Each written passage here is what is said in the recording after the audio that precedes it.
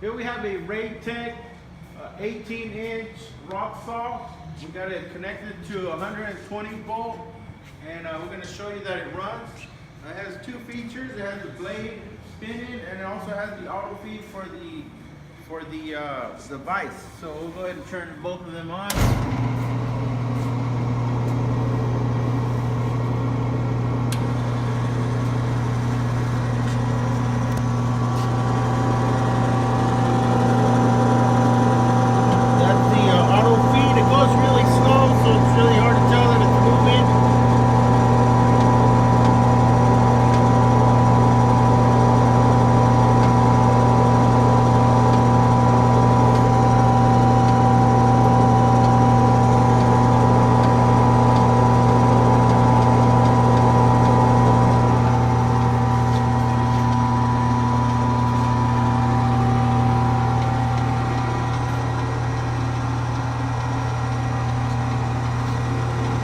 Now, if you want to stop that, we can stop the movement. If you want to slide it, all you got to do is unlock it, and then you can slide it anywhere you need to.